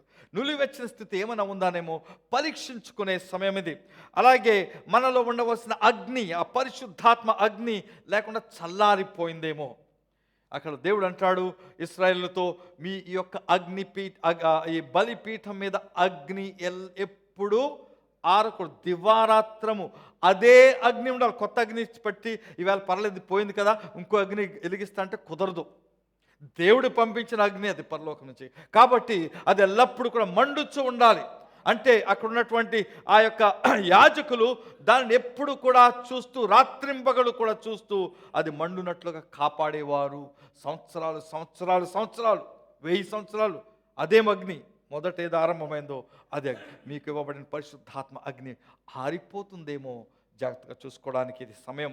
అంతేకాకుండా మనలో ఏదైనా పాపము లేకపోతే ఏదైనటువంటి కాంప్రమైజ్డ్ లైఫ్ స్టైల్, అంటే మనం రాజీ పడే లోక సంబంధమైన జీవితం జీవిస్తున్నామేమో అని చూచుకునే సమయం అది. అందుకు చూసుకోవడానికి ఈ సమయాన్ని మనం ఏర్పాటు చేసుకున్నాం. అంతేకాకుండా దేవునికి మనకున్న సంబంధం ఎంత దగ్గరగా ఉంది. నేను రోజు వెళ్ళి ఒక చిన్న పిల్లవాడు తండ్రి దగ్గరికి వెళ్ళి కూర్చుని, మరి ఇలా తల్లి దగ్గరికి వెళ్ళి కూర్చుని మాట్లాడినట్లుగా దేవునితో మనకు సంబంధము ఉందా లేదా? అదే కాకుండా మనం దేవుని యొక్క స్వరాన్ని వినగలుగుతున్నాము. చాలామందికి ఉన్నటువంటి సమస్య ఏంటంటే, దేవుని స్వరం వినడం ఎట్టో తెలియదు. ఎన్నోసార్లు చెప్తుంటాం, ఒక మాట చెప్తాం, దేవుని స్వరం వినడానికి 2 మార్గాలు. నెమ్మదిగా ఆయన సందులో కూర్చోడం, మాట్లాడకూడదు. అరగంట గంట అలా కూర్చొని, ప్రభా మాట్లాడు, నేను వింటాను, మాట్లాడు అని చెప్పేసి మీ ఆలోచనలు ఎక్కడికి వెళ్ళిపోతే ఏమీ వినపడదు. దేవుని రాజ్యం గురించి, ఆయన మాటల గురించి. 2వ విధానము, వాక్యము తీసి చదువుచు ధ్యానపూర్వక పాఠం చదివినట్టు చదవటం కాకుండా ధ్యానపూర్వకం చదివితే ఆ వాక్యం నుంచి దేవుడు మాట్లాడతాడు. కాబట్టి దేవుని యొక్క స్వరం వింటున్నామా లేదా దేవుని కొరకు ఉండవలసిన ఆకలి దప్పులు, ఆకలి ఉందా? దేవుని ఎప్పుడు ఆకలి, ఎప్పుడు భోజనం చేస్తామని, ఎప్పుడు పెడతారని తిండామని చూస్తున్నాం. ఆకలి ఉన్నప్పుడు, ఆకలి లేకపోతే చూడము. కాబట్టి ఆకలి ఉందా లేదా అని చూసుకునే సమయం అది. అదే కాకుండా మనము ఆయన సన్నిధి కొరకు ఎప్పుడు వేచి ఉంటున్నామా లేదా, ఆ యొక్క ఆశ ఉందా? దేవుని సన్నిధి అంటే ఆశ ఉందా లేదా అని చూసుకునే సమయం. అలాగే మనకు ప్రార్థనా జీవితం ఎలాగుంది? మనము అందరం నార్మల్గా పొద్దున ప్రార్థన, రాత్రి ప్రార్థన చేసుకుని జీవిస్తున్నామా, లేకపోతే ఆతృత కలిగి ప్రార్థన చేస్తున్నామా అని చూసుకోవాలి. అదే కాకుండా మన సహోదరులు, మన ఫెలోషిప్ అంటే సహవాసం, మన సహోదరులతో సహవాసం సరిగ్గా ఉందా లేదా? ఎవరి మీద ద్వేషం ఉందా? ఎవరి మీద కోపం ఉందా? కోపము రావచ్చు, కోపాలు రావచ్చు, తప్పు చేస్తే కోపం వస్తుంది. కోపము నిలిచుంటే పాపం. కోపం వచ్చి కొంచెం 2 నిమిషాలు, ఒక అర్ధగంట, ఒక రోజు సాయంత్రం వరకు అక్కడ అంటాడు సూర్యం అస్తమించే ఉంది, కోపం పోవాలి. అది ఇంట్లోనే కావచ్చు, భార్య భర్త మీదో, భర్త భార్య మీదో, పిల్లల మీద తండ్రికో పిల్లల మీదో, అక్కడి నుంచి మొదలై బయటికి వెళ్ళి మీరు పనిచేసే స్థలంలో కూడా ఈవేళ వచ్చిన కోపం రేపు కనబడకూడదు. ఉంటే అది పాపం. కాబట్టి అటువంటి చూసుకోవాలి. తర్వాత మరి మనం ఎంతవరకు దేవుని యొక్క వాక్యాన్ని చదివి ధ్యానిస్తున్నామో అది మీకు ఆత్మీయ పరిస్థితిని చూపిస్తుంది. కాబట్టి ఇటువంటి పరిస్థితిని జాగ్రత్తగా పరీక్షించుకోవాలి. మీరు ఈ సమయంలోనే పరీక్షించుకోవాలి. ఇప్పుడే అనుకో నాకు ఉందా, అయితే నేను మార్చుకోవాలి అనే ఒక మాటను నిర్ణయం తీసుకున్నాను ఇప్పుడే. అయితే ఇక్కడ ఒక కొన్ని ఉదాహరణలు మీకు చూపిస్తాను. ఆ యొక్క ఆత్మీయమైనటువంటి ఆ రివైవల్తో ఉజ్జీవము ఎందుకు రావాలి అని, అవసరమా అనే ప్రశ్నకు ఒక జవాబు చూపిస్తాను. యోహాను సువార్త 11వ అధ్యాయం చూసినట్లయితే అక్కడ 40వ వచనం నుంచి 43వ వచనం పెట్టుకుని అక్కడ కథ ఏముంటుందంటే, యేసు చదువుద్దామా? ఎందుకంటే నేను అక్కడ నుంచి చెప్పట్లేదు, చదవద్దు, నేను చెప్తాను, అది తీసుకుని ఉంచుకోండి. అక్కడ యేసుక్రీస్తు లాజరును లేపడానికి వెళ్తాడు. సమాధి దగ్గరకు వస్తాడు. సమాధి దగ్గరకు వచ్చి ముందుకు చిన్న ప్రార్థన చేస్తాడు. తండ్రి, నా ప్రార్థన నువ్వు ఆలకించావు. లాజరును లేపమని చేయడు, నా ప్రార్థనని ఆలకించేందుకు స్తోత్రం అని చెప్తాడు. అయితే నేను మరలా ఎందుకు చేస్తున్నానంటే, నా చుట్టూ వారందరూ వినాలి, తెలుసుకోవాలి, నేను నీకు ప్రార్థన చేస్తున్నాను, నేను ప్రార్థన చేస్తే నాకు జవాబిస్తున్నావని వీరు తెలుసుకునేటట్టు ఈ కార్యం చేస్తున్నందుకు వందనాలు చెప్పేసి ఆయన ఏమంటాడంటే 43వ వచనం. ఇప్పుడు ఆయన అలాగూ చెప్పి లాజరు బయటకు రమ్మని బిగ్గరగా చెప్పగా, చనిపోయిన వాడు కాళ్ళు చేతులు ప్రేత వస్త్రములతో కట్టబడిన వాడై వెలుపలికి వచ్చెను. అతని ముఖమునకు రుమాలు కట్టి ఉండెను. అంతట యేసు, మీరు అతని కట్లు విప్పి పోనీయుడని వారితో చెప్పాను. ఈ మాట అర్థం చేసుకుందాం. లాజరును యేసుక్రీస్తు పిలవగానే ఏమైంది? ఆయన తిరిగి లేచాడు, పునరుత్థానం వచ్చేసింది ఆయనకి. అయితే ఒక ప్రాబ్లం ఉంది. ఏంటి ప్రాబ్లం? ఆయన ఆ యొక్క సమాధి నుంచి లేచి బయటకు రమ్మన్నాడు. ఇప్పుడు ఇక్కడ ఏముంది? ప్రేత వస్త్రములతో కట్టబడి ఉన్నాడు లాజరు. ఆ ప్రేత వస్త్రములు ఉన్నప్పుడు లాజరు బయటికి రావాలంటే, అందరి ముందుకు రావాలంటే అది వీలవుతుందా అంటే, వచ్చిన ఆ యొక్క గుమ్మం దగ్గరికి రావడం కూడా ఎలాగ వచ్చుంటాడో అని మీరు ఒకవేళ ఆలోచిస్తే ఎలా ఉంటుంది? ఇలా నడిచడానికి లేదు, గెంతుకుంటా రావాలేమో, కాళ్ళు కట్టేస్తున్నాయేమో, ఇలాగ ఎగురుకుంటా బయటకు వచ్చుంటాడని నేను ఊహిస్తున్నాను. మీకు అర్థమైందా? అయితే అతను తిన్నగా స్పీడ్గా నడిచి వెళ్ళిపోవాలంటే అతనికి ఏమి కావాలి? విడుదల కావాలి. ఏమి కావాలి? విడుదల కావాలి. మనము తిరిగి జన్మించినప్పుడు అటువంటి పరిస్థితుల్లో ఉంటాం. ఎటువంటి పరిస్థితుల్లో ఉంటాం? ఇంకా కొన్ని కట్లు ఉండిపోతాయి. ఆ కట్లు ఉండుట యేసుక్రీస్తుకు ఇష్టము లేదు. అందుకే ఆ మాట చెప్తున్నాడు. యేసు, మీరు అతని కట్లు విప్పి పోనీయడని వారితో చెప్పాను. అది పరిస్థితి. మనము తిరిగి జన్మించి బాప్తిస్మము తీసుకుని జీవిస్తున్న సమయంలో కొన్ని కట్లు మనకు మిగిలిపోతున్నాయి, కొన్ని కట్లు ఉంటాయి. జీవిస్తున్న సమయంలో మనకు కొన్ని కట్లు, కొత్త కట్లు వస్తుంటాయి. సాతాను వేస్తుంటాడు కట్లు మన మీద. ఆ కట్ల నుండి విడుదల పొందుట అవసరము. ఆ పనిని దేవుడు యేసుక్రీస్తు మనకు అప్పు. యేసుక్రీస్తులు పరిగెట్టుకెళ్ళి అరే లాజరు గంతుకుంటూ వస్తున్నాడు, కొంచెం విప్పుదామని అనలేదు, విప్పమన్నాడు. ఆ విప్పే పని మాది. హల్లెలూయా. అందుకు దేవుడు మాకు ఇప్పించాడు. ఎలా విప్పుచున్నాం? వాక్యముతో విప్పుచున్నాం. హల్లెలూయా. ఎందుకంటే వాక్యము చెప్పినప్పుడు వాక్యములను విడుదల చేస్తుంది. అయితే లాజరుకున్న కట్లు ఏంటంటే, అక్కడ సాంప్రదాయముతో కట్టబడిన కట్లు ఉంటాయి. మీలో కొంతమందికి ఉంటాయి సాంప్రదాయాలు, సంఘ సాంప్రదాయాలు ఉంటాయి. సంఘంలో ఇలాగా కొన్ని సాంప్రదాయాలు పెట్టేసుకుంటాం. ఆ కట్లు ఉంటాయి. లేకపోతే మీ యొక్క కమ్యూనిటీ, లేకపోతే మీ యొక్క సమాజం యొక్క కట్లు. మీలో చాలామందికి పెళ్ళిళ్ళలో ఇవన్నీ చేయకుండా మీరు మానట్లేదు. ఎంత చెప్పినా, ఇక్కడ వాక్యం చెప్పినా, అక్కడ మా ఇండియాలో అడవి పదులు చర్చలు ఉన్నాయి, అక్కడ వారికి ఇలాగే మీకు ఎలా వాక్యం చెప్తాను, వారికి చెప్తాను. మీకు ఈ సమాజంతో కూడిన కట్లు ఉండకూడదు. మరి గత రోజుల్లో తేజ వివాహమైంది. ఆ కట్లు ఉండకుండా, ప్రాబ్లమ్స్ లేకుండా ఉండడానికి మరి పాస్టర్ సతీష్ గారు, సిస్టర్ మాలతి గారు, అలాగే తేజ ఎంతో కష్టపడితేనే కానీ జరగలేదు. ఇంకా ఏవో వస్తానుంటాయి. ఏదో అంటే అక్క వచ్చిందంట, అది బావ వచ్చిందంటాడు, లేకపోతే ఇంకెవరు వచ్చి ఇది చేద్దామంటారు. ఈ కట్లు మనల్ని ఇలాగే కడుతూ ఉంటాయి.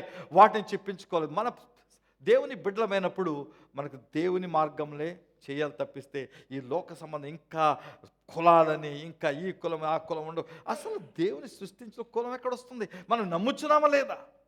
ఇది మన సమస్య. అందుకు ఇంకా కులాలు చూసేవారు. ఆ కులం మనోడు కదండి, మనోళ్ళండి. ఈ మాటలు పోవడం లేదు, పొరలోంచి పోవడం లేదు. ఇది మన కట్లు. అలాగే లాజరుకు ఆ సమాజం వారు ఏం కట్టారు? ప్రేత వస్త్రాలు. ఎందుకు కడతారో నాకు తెలియదు. చచ్చిపోయినోడికి ఎందుకు కట్టాలి? పరిగెట్టిపోతాడా? ఆయన కట్టేసి మరి పెట్టేస్తాను. వాళ్ళకి ఎక్కడ నేర్చుకున్నారంటే, వీళ్ళు ఐగుప్తు దేశంలో ఉన్నప్పుడు అక్కడ మమ్మీస్ అని చేస్తారు కదా, వాళ్ళు చేసేవారు. కట్లు కట్టేవారు. కట్లు కట్టి దాంట్లో సుగంధ ద్రవ్యాలు వేసి కట్టేసేవారు. అలాగే వీళ్ళకి అలవాటు, అక్కడి నుంచి వచ్చిన అలవాటు ఇక్కడ కూడా ఉండిపోయింది, వాడికి మారలేదు. కాబట్టి దాని నుంచి విడుదల పొందాడు. పరిస్థితులు, కొన్నిసార్లు మన పరిస్థితులు ముందుకు పోనివ్వవు. మన యొక్క పరిస్థితులు కావచ్చు, ఉద్యోగమే కావచ్చు, కుటుంబమే కావచ్చు, లేకపోతే ఏదో సమస్యలు ప్రార్థన జీవితం ముందుకు సాగకుండా ఆపు చేస్తుంటాయి. వాటిని ఎరిగి వాటి కట్లు తెంపేసుకోవాలి. అదే కాకుండా అనేకమైనటువంటి అవిశ్వాసులు మన చుట్టూ ఉండటము, అది కూడా మన కట్లు. వారి మన ఫ్రెండ్స్, వారితో ఎక్కువ సమయం గడుపుతారు, అది కూడా మన కట్లే. అదే కాకుండా మరి లాజరుకు ఇంకో పరిస్థితి తర్వాత ఏర్పడుతుంది. అక్కడ ఆయన చుట్టూ ఉన్నవారు ఆయన చంపేయాలని చూశారు. ఎందుకంటే తిరిగిలేయటము అది యేసుక్రీస్తు యొక్క చూపిన సూచక్రియ యొక్క ఒక ప్రూఫ్ అయిపోయింది. అది ఆ ప్రూఫ్ ఉండటం వలన అందరికి తెలిసిపోద్దని చంపేయాలని చూస్తారు. ఇలాగ కొన్ని సాతాను మనం చంపేయాలని చూస్తుంటాడు.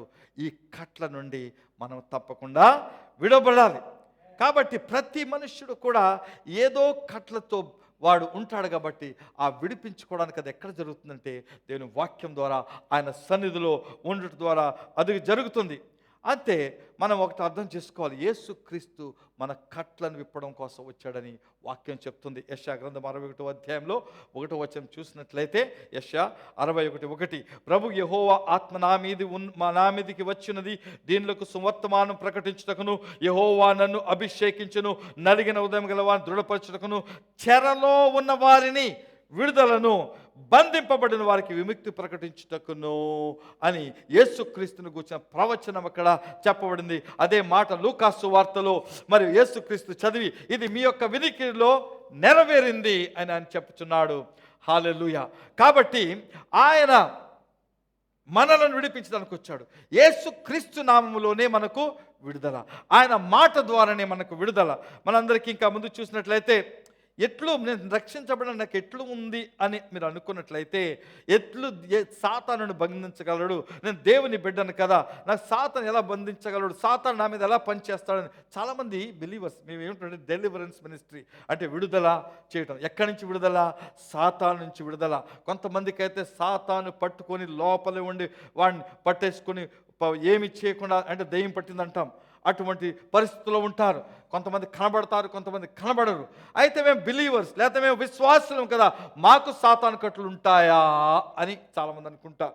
దానికి ఒకే ఒక మరి మరి ఉదాహరణ చూపిస్తున్నాను. మత్తయి సువార్త 16వ అధ్యాయంలోకి వెళ్ళినట్లయితే అక్కడ 22 తీసుకుని ఉంచుకొని చెప్తాను దాని సంగతి. పేతురు ఒక 16 ఏమంటాడంటే, నువ్వు దేవుని కుమారుడవు, దేవుని పరిశుద్ధుడవు అని యేసుక్రీస్తు గురించి సాక్ష్యం చెప్తాడు పేతురు. అప్పుడు యేసుక్రీస్తు అంటాడు, ఇది నీకు దేవుని వలనే బయలుపరచబడింది, లేదా దేవుని ఆత్మ వలనే బయలుపరచబడిందని యేసుక్రీస్తు చెప్తాడు. కొంచెం కిందకు వచ్చాక యేసుక్రీస్తు చెప్తాడు, నేను సిలువ వేయబడాలి, నేను చాలా కష్టాలు పడాలి అని చెప్పినప్పుడు ఈ పేతురు ఏం చేస్తాడంటే 22వ వచనంలో ఎవరైనా చూసి చదవండి 22. ప్రభువా, ఏది నీ మరణించిన దూరంగా ఉండును, నీకెల్లనూ కలుగుదని యేసుక్రీస్తునే గద్దెంపసం మొదలుపెట్టాడు పేతురు. ఆగమ్మ, చౌదరిగా ఆగండి. యేసుక్రీస్తుని గద్దించుట మొదలుపెట్టాడు పేతురు. ఎందుకంటే ఆయన లోకానుసారంగా ఉన్నాడు. అదే సమయంలో ఏమి జరిగిందో కిందకి వెళ్తే తెలుస్తుంది. 23 చదవమ్మా. ఆయన అంటే యేసుక్రీస్తు పేతురు వైపు తిరిగి ఏమంటున్నాడు యేసుక్రీస్తు? ఇప్పుడు పేతురుని ఏమంటున్నాడు? సాతానా, నా వెనుకకు పొమ్ము, నీవు నాకు అభ్యంతరం కలుగు చేసిన. సరిపోతుంది.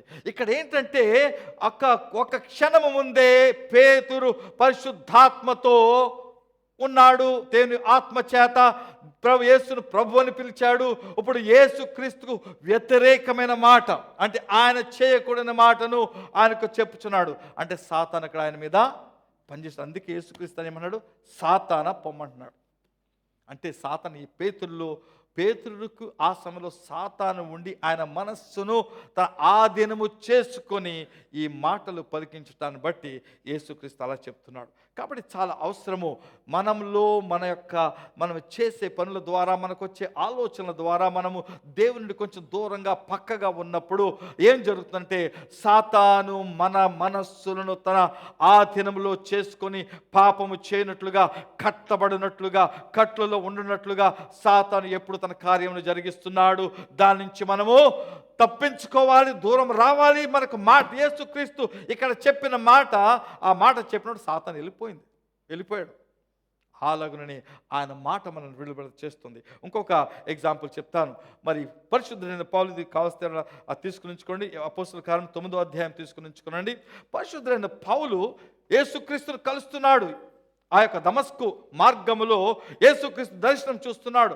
అప్పటి వరకు ఇష్టం వచ్చినట్టుగా క్రూరంగా దేవుని బిడ్డలను హింసపరుస్తూ వచ్చినటువంటి అతను యేసుక్రీస్తు స్థానే స్వయంగా దర్శనంలో మరి పట్టపగలు ఆయన కనబడటము. ఆయన కనబడిన తర్వాత ఏం జరుగుతుందంటే ఇక్కడ 4వ వచనం చూద్దాం. 4వ వచనం నేను చెప్తాను బాగా, మరి టైం అవుతుంది. అప్పుడు అతడు నేల మీద పడి, సౌలా సౌలా, నీవేళ నన్ను హింసించుచున్నావని అతనితో ఒక స్వరం పలుకడం వినేను.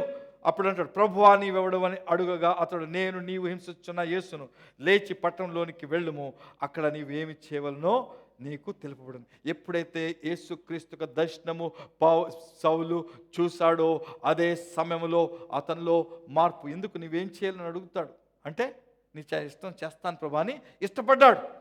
అయితే ఆయనకున్న కొన్ని కట్లు, ఆ కట్లు ఎవరు తీసేయాలి? పట్టణంలోకి వెళ్ళాలి.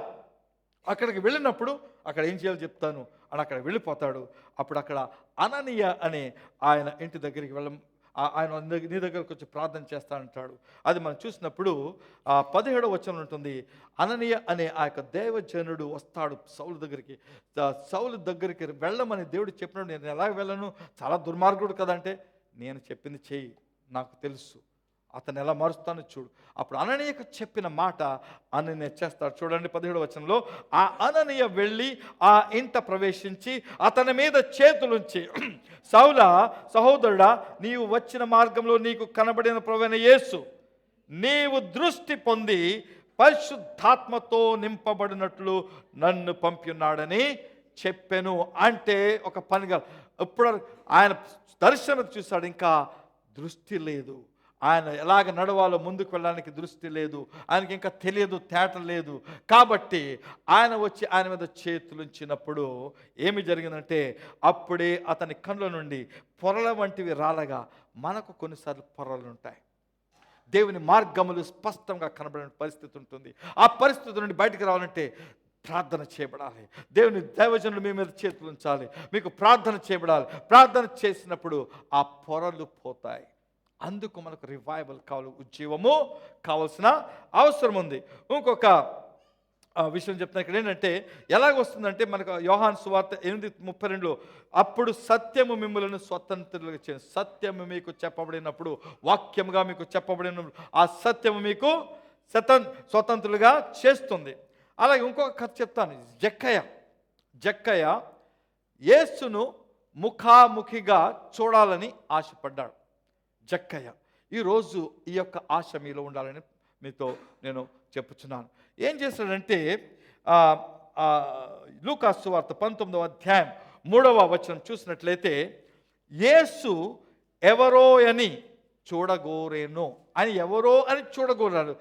ఎందుకు చూడగోరాడు? ఈయన గురించి ఆయన విన్నాడు. ఈయన సూచక్రియలు చేస్తున్నాడు, గొప్పగా వాక్యం బోధిస్తున్నాడు. అసలు ఏంటి సంగతి అని చూడాలని ఆశపడ్డాడు. ఆశపడిన అంటే మీకు కావాల్సింది ఏంటి? చూడాలని ఆశ.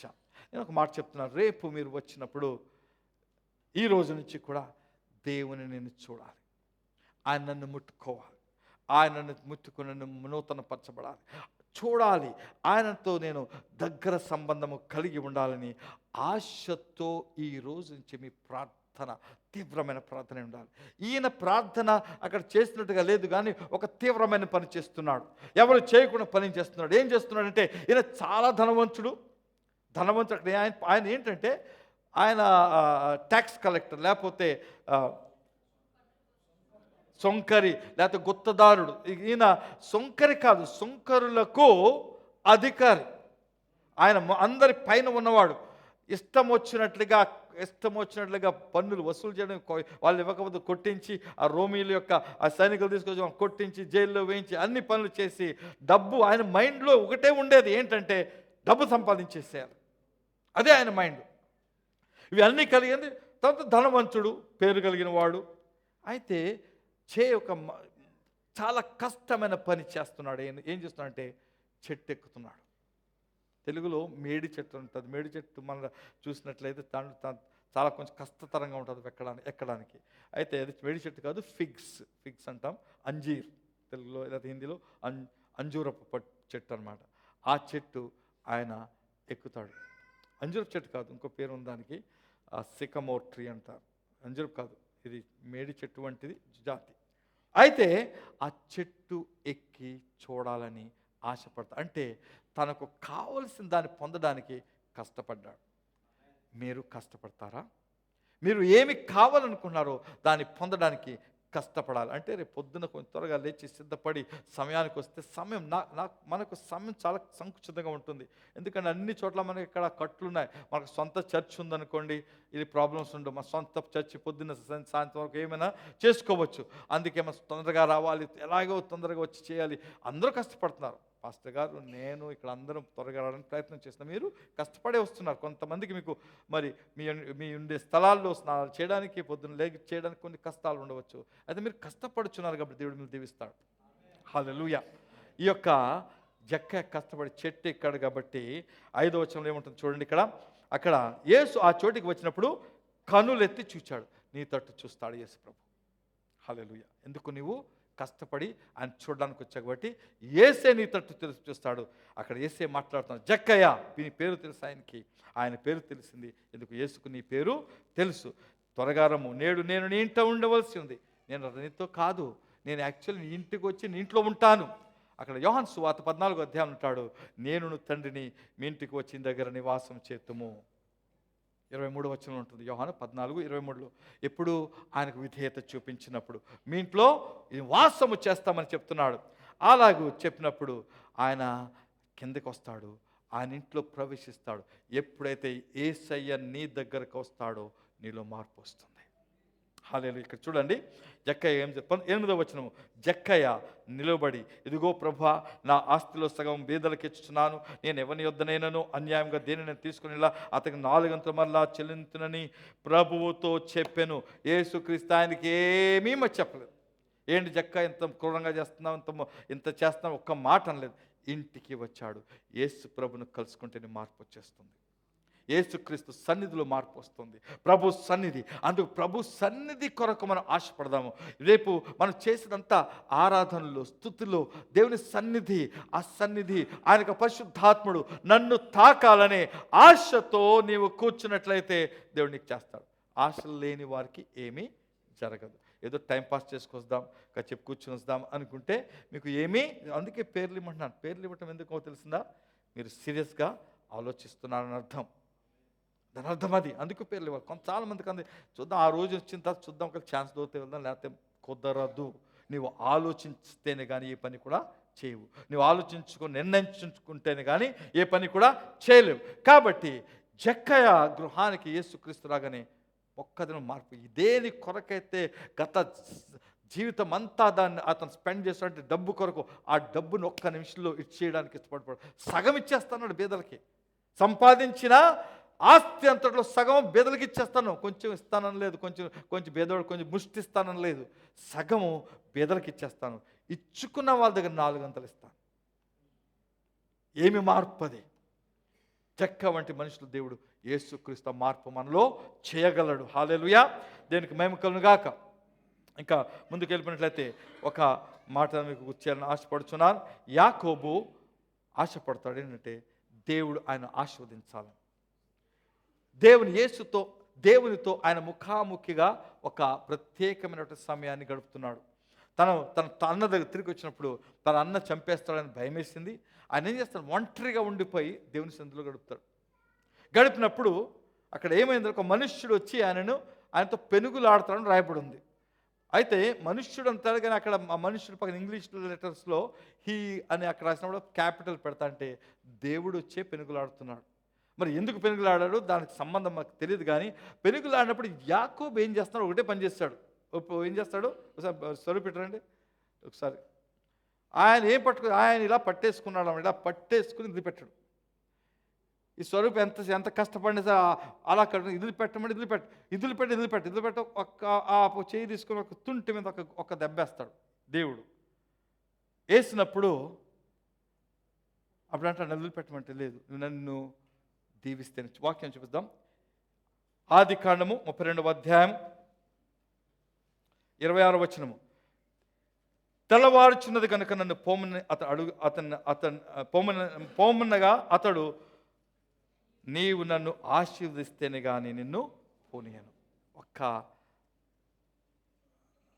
ఏమంటారు, తప్పకుండా బలంగా ఒకే మాట అన్నాడు, నీవు నన్ను ఆశీర్వదించాలి. మీకు ఆ ఆశ ఉండాలని ఈరోజు మీతో చెప్తున్నాను. నన్ను ఆశీర్వదించి ఆయనతో ముఖాముఖిగా వచ్చినప్పుడు ఒకటే కావాలి మనకి, ఆశీర్వాదం. ఆశీర్వాదం అంటే డబ్బులు కాదు, ఆశీర్వాదం అంటే స్వస్థత కాదు, ఆశీర్వాదం అంటే కేవలం దేవుని మాట, ఒక్క మాట సరిపోతుంది. అక్కడ ఏమని ఆస్వాదిస్తాడు దేవుడు చూసినట్లయితే 28వ వచనంలో, 28వ వచనం, నీవు దేవునితోనూ మనుషులతోనూ పోరాడి గెలిచితివి గనుక ఇక మీదట నీ పేరు ఇశ్రాయేలే గాని యాకోబు అనబడదని చెప్పాను. యాకోబు అంటే మోసగాడు అనే పేరుని కలిగి ఉన్నావు. అయితే నువ్వు మోసగాడు కాదు. దేవుడు నీకు కొత్త పేరునిస్తాడు. హల్లెలూయా. నీ పాత పేరు ఏమైనా కావచ్చు, మనుషులను ఏమైనా అవ్వచ్చు, నువ్వు ఇష్టపడి నన్ను ఆశీర్వదించి ఆశీర్వాదం ఇచ్చాడు. కొత్త పేరు అర్థమేంటి? నీవు దేవునితోనూ మనుషులతోనూ పోరాడి గెలిచినవాడు. అదే ఇశ్రాయేలు. ఈరోజు కూడా ఇశ్రాయేల్ దేశము పోరాడుతూనే ఉంది. దానికి తగిన ఆ దేశానికి తగినటువంటి విజయాన్ని దేవుడు ఇస్తూనే ఉంటాడు. ఆయనకు ఒక సమయం వచ్చే వరకు, అంత్యక్రీస్తు వచ్చే వరకు వారికి ఇస్తూ ఉంటాడు. అంత్యక్రీస్తు వచ్చిన తర్వాత వారు ఒకసారి పడతారు ఆయన చేతిలో. ఆయన అంత్యక్రీస్తు వారిని బాగా నలగదొక్కుతారు. ఎందుకంటే అప్పటి వరకు కూడా ఇంకా యేసుక్రీస్తు నమ్మట్లేదు. కాబట్టి అది జరగనిచ్చిన తర్వాత యేసుక్రీస్తు వారికి ఇంకా సువార్త చెప్పబడుతుంది. అయితే కొంతమంది నమ్ముతారు, వారిని రక్షిస్తాడు దేవుడు. అదంతా ప్రకటన గ్రంథంలో ఉంటుంది. అయితే పోరాటం మాత్రము జరగాలి. నీ జీవితంలో, నా జీవితంలో పోరాటం ఉంది. సాతాను మనం అణగదొక్కడానికి చూస్తున్నాడు. నేను సాతానా నీతో ఉండను, నా దేవునితో ఉంటాను. నన్ను దేవుడు రక్షించే వరకు, నన్ను ఆశీర్వదించే వరకు ఆయనతో. అదొక పోరాటం. దేవుని దగ్గర ఉండుట, దేవుని మనం ఆశ్రయించుట, దేవునికి ప్రార్థన పోరాటం అంటాం, స్పిరిచువల్ వార్ఫేర్ అంటాం, లేకపోతే ఆత్మీయ సంబంధమైనటువంటి పోరాటం. అవి పోరాటం అంటే దేవునికి దగ్గరగా ఉండాలనే పోరాటం. మీకు తెలుసో తెలియదు, కొన్నిసార్లు పాత రోజుల్లో కొత్త సినిమాలు వచ్చినప్పుడు, కొంతమంది తెలిసేమో, కొత్త సినిమా వాళ్ళ ఓపెనింగ్ అయితే ఆ రోజు చూపిస్తే అక్కడ టిక్కెట్లు కొనడానికి మనుషులు కొట్లాడుకునేవారు. మీకు ఎవరు తెలుసా? అది తెలీదా?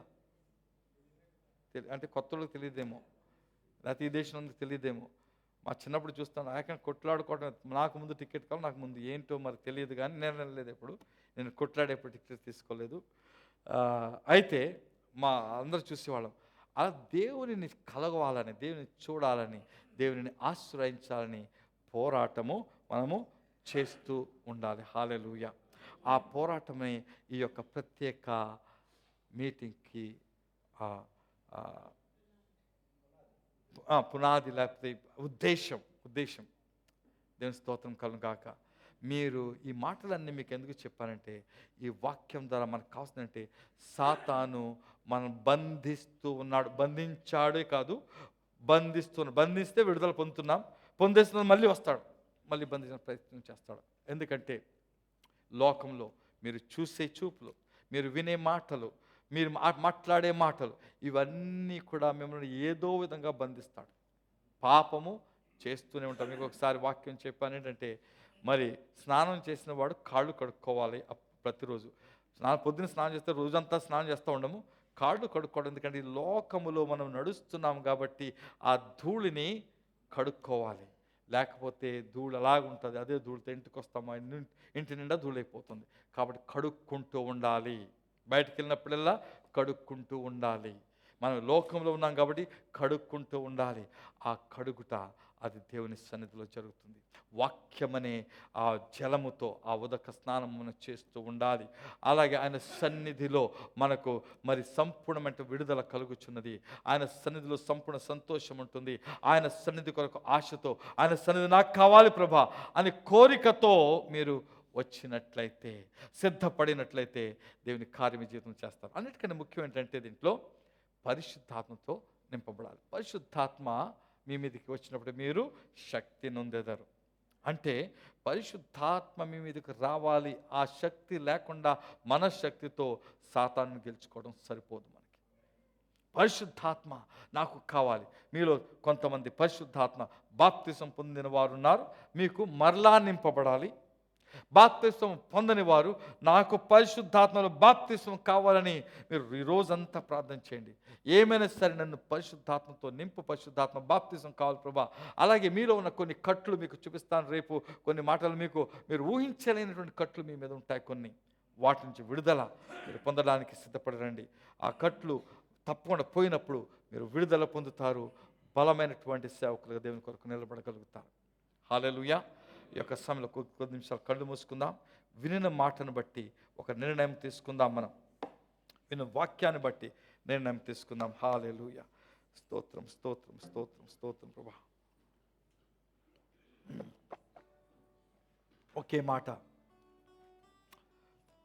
ఒకే మాట మీ హృదయంలోనే అది వినపడుతూ ఉండాలి. నేను ఏమైనా సరే ప్రభు పాదములను పట్టుకొని నన్ను ఆశీర్వదించే వరకు నేను విడిచిపెట్టను అనే నిర్ణయం తీసుకోవాలి. ఇప్పుడు నువ్వు యాకోబు పట్టుకున్నట్లుగా నేను పట్టేసుకుంటా. ఆశీర్వదించమంటే ఆయనను పరిశుద్ధాత్మ మరలా మరొక నూతన బలం కొరకు నన్ను అభిషేకించాలి, నాకు అభిషేకం కావాలి అనే మాటను ఈరోజు నిర్ణయం తీసుకుందాం. ప్రభు సన్నిధిలో విడుదల. అనేకమైన బంధకాలు ఉన్నాయి, నాకు తెలియని బంధకాలు. వాక్యము చూపించగానే ఈ బంధకంలో నేనున్నాను అని ఒప్పుకోండి. అక్కడ ఒప్పుకున్న వారు తప్పకుండా క్షమించబడతారు. పాపంలో ఒప్పుకోకపోతే వారికి క్షమాపణ కలగదు. ఒప్పుకున్న వారికి తప్పకుండా క్షమాపణ దొరుకుతుంది. కాబట్టి ఏదైనా బంధకము ఆత్మ చేత, వాక్యము చేత మీకు బయలుపరచబడినప్పుడు నన్ను ఒప్పుకోండి. ఈరోజు అందరూ కూడా కొంచెం సమయం తీసుకోండి. గృహానికి వెళ్ళిన తర్వాత కాసేపు రెస్ట్ తీసుకోండి, ప్రార్థన చేసుకోండి. మీకు వీలైతే కావలసిన వారు ఒక కాగితము ఒక పెన్ను పేపర్ తీసుకొని మీకు ఏమి కావాలనుకున్నారో రాసుకోండి. నాకు ఇది కావాలి ప్రభా, ఇది కావాలి, ఇది నాలో జరగాలి అని పెన్ తీసుకొని పేపర్ తీసుకొని రాసుకోండి. రాయగలిగే వారు రాసుకొని ఇది నా జీవితంలో జరగాలి, నేను కొత్త నూతన అనుభూతిలోకి వెళ్ళాలి ప్రభా, నేను ముందు వలె ఉండకూడదు. ఇదిగో ఇదిగో ఆఖరు నెల సంవత్సరం వచ్చింది. ఈ ఆఖరు నెలలో నేను నా పాత జీవితాన్ని ఒకసారి నేను విడిచిపెట్టేసుకుని మరి నూతన సంవత్సరంలో నూతనంగా ప్రవేశించడానికి నెలంతా సిద్ధపడతాను. ఈ నెలంతా సిద్ధపడదాం. ఈ రోజు నుంచి కూడా నెలంతా సిద్ధపడుచు మరి ఈ నెలాఖరు 31వ తారీఖున నూతనంగా పరిశుద్ధాత్మలో నూతన పరిస్థితులు ఎదుగుదాం. పరిశుద్ధాత్మ సంచరిస్తున్నాడు. నిర్ణయం తీసుకున్న వారందరూ కూడా లేచి సమర్పించుకోండి. నీ చేతితో నన్ను పట్టుకో, నీ ఆత్మతో నన్ను నడుపు, శిల్పి చేతిలో శిలను నేను అనుక్షణము నన్ను చెక్కుము, శిల్పి చేతిలో శిలను నేను అనుక్షణము నన్ను చెక్కుము, అంధకార లోయలోన సంచరించిన భయము లేదు, నీ వాక్యం శక్తి గలది, నా తోవకు నిత్య వెలుగు, నీ వాక్యం శక్తి గలది, నా తోవకు నిత్య వెలుగు, ఘోర పాపిని నేను తండ్రి, పాపయుగిలో పడి ఉంటిని, లేవనెత్తుము శుద్ధి చేయుము, పొందనేమో నీదు ప్రేమను, లేవనెత్తుము శుద్ధి చేయుము, పొందనేమో నీదు ప్రేమను. హల్లెలూయా. తండ్రి, ఈ కాలంలో మేమందరం కూడా నీ తట్టు చూచుచున్నాం. మాలో ఉన్న బంధకములు నీకు స్పష్టంగా కనబడుచు. జక్కయ్యలో ఉన్న బంధకాలను చూసా ప్రభా, నువ్వేమీ చెప్పలేదు. అయితే నీ యొక్క సన్నిధి జక్కయ్యను విడుదల చేసి మమ్మల్ని కూడా విడుదల చేయి ప్రభా. ఈ ఆశ ఇష్టపడిన వీళ్ళందరికీ పెట్టిన వారు ఆశతో వారు వచ్చినప్పుడు ఆశ గల ప్రాణాన్ని తృప్తిపరుస్తానని సెలవిచ్చింది తండ్రి. తప్పకుండా విడుదల చేయమని ప్రార్థన చేస్తున్నాం. ఈ రోజు నుంచి మేము మొదలు పెట్టుకుని రేపటి దినం ప్రభా మీ సందులో వచ్చి గడిపినప్పుడు ప్రభా మాకు ప్రత్యేకమైనటువంటి అనుభవం మీ సందు దయచేయాలని ప్రభా, మరి అన్ని విషయంలో మీరు మహిమ పొందుకోవాలని మా ప్రభును రక్షకుని యేసుక్రీస్తు పరిశుద్ధ నామములో ప్రార్థన చేస్తున్నాం తండ్రి. ఆమేన్. హల్లెలూయా. అందరూ గట్టిగా చప్పట్లు కొట్టి ప్రభునామమున అంటారుగా. ఆమేన్. చాలా స్పష్టంగా దేవుడు మనతో మాట్లాడినని నమ్ముచున్నాను. ఆమేన్. హల్లెలూయా. రేపటి దినము నీ కొరకు ప్రభు ఏర్పాటు చేసిన దినం. ఇంకా పేర్లు ఉన్న వాళ్ళు ఎవరైనా ఉంటే చేయతండి ఒకసారి. పేరు ఇవ్వని వారు చాలామంది ఉన్నారు. ఓకే, మీరు రావాలనుకుంటున్నారా? రావాలనుకుంటే మీ పేరు ఇవ్వండి. ఆమేన్. ఈమెన్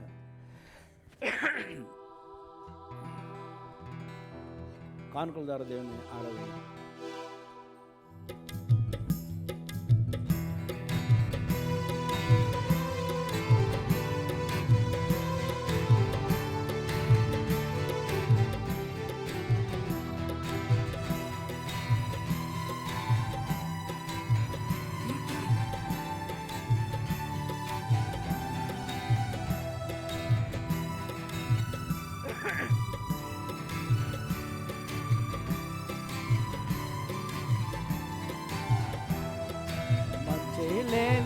పైన ఎంతో ప్రేమ చూపావు, మంచి లేని నా పైన ఎంతో ప్రేమ చూపావు, ఆదియంతమైన వాడవు,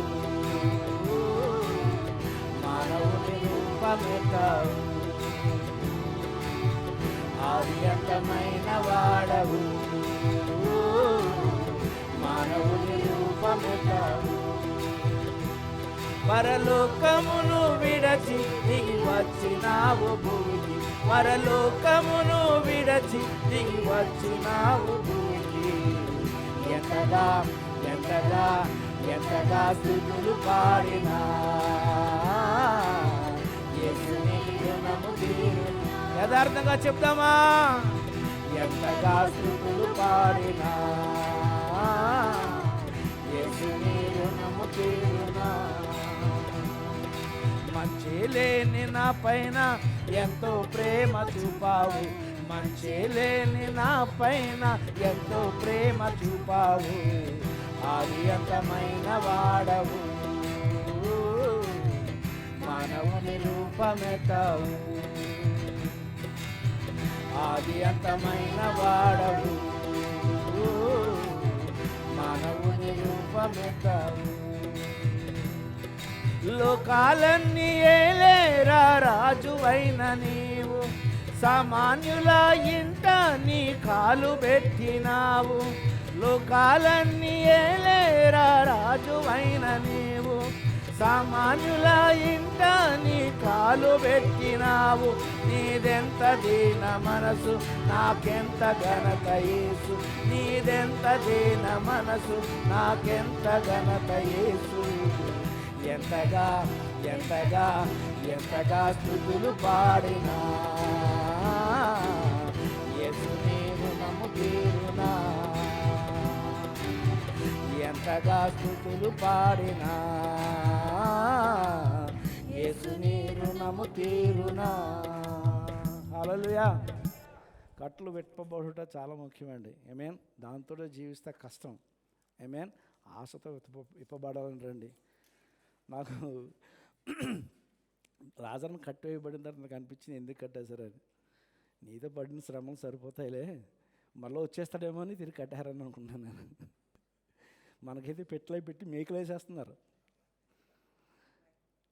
మళ్ళీ తిరిగి రాకుండా. ఆమేన్. అలా కాదు, కానీ మనం కట్లు విప్పబడిన వారుగా స్వేచ్ఛగా దేవునిలో స్వేచ్ఛ కలిగి దేవుణ్ణి ఆరాధించే విధంగా. ఆమేన్. నేను పరలోకానికి నిత్యంగా వెళ్తాననే ఆ నిశ్చిత నీకు కావాలి. ఆమేన్. హల్లెలూయా. ఆ నిశ్చిత కావాలంటే నువ్వు విప్పబడాలి. ఆమేన్. దేవుని సన్నిధిలో కడగబడాలి, దేవుని కొరకు జీవించినట్టుగా దేవుడిని కట్లు విప్పబడును గాక. అందరు సిద్ధపడొద్దాం, ముగింపు ప్రార్థన చేసుకుందాం. సోదరులు సాల్మన్ రాజు గారు వచ్చి ముగింపు ప్రార్థన చేస్తారు.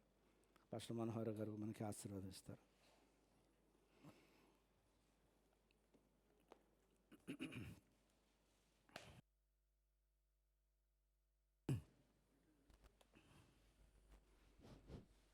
స్తోత్రం స్తోత్రం స్తోత్రములు తండ్రి, మహాపరిశుద్ధుడా, కృప కలిగిన తండ్రి, ప్రేమ కలిగిన దేవ, పరిశుద్ధాత్ముడా, నీకు వందనములు స్తోత్రములు ప్రభువా.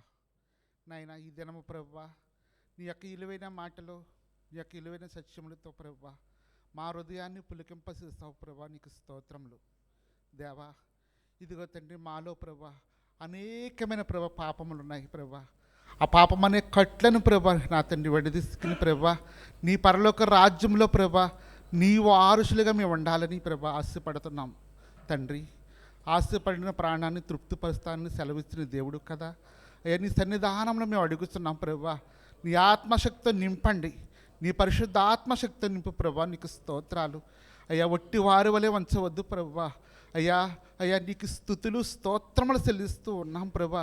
అయ్యా నీవంటే ప్రభా గొప్ప దేవుడు ఎవ్వరూ లేరు ప్రభా. నీకు స్తోత్రాలు అయ్యా. నీ నామము మహిమ కలిగిన నామము, శక్తి కలిగిన నామము అయ్యా నీలో విజయం ఉన్నది ప్రభువా, నీకు స్తోత్రములు.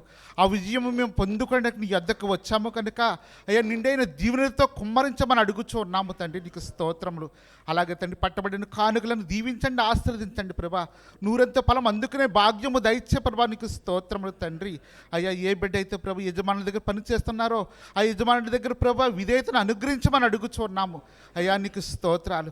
చిక్కులను సమస్యలను ప్రభా విడదీస్తే ప్రభా సమస్తము మేలుతో అభిషేకించమని యేసుక్రీస్తు పరిశుద్ధ నామములో అడిగి వేడుకుంటున్నాము తండ్రి, ఆమేన్. తండ్రి అయిన దేవుని యొక్క ప్రేమయు, యేసుక్రీస్తు వారి కృపయు, పరిశుద్ధాత్మక నిరంతర సహవాసం అనుకుని ఆయన ప్రేమించిన బిడ్డలందరికీ ఎప్పుడు నిలబడి తోడుగా ఉండను గాక. ఆమేన్. దేవుని నన్ను దీవించి ఆస్వాదించును గాక. రేపు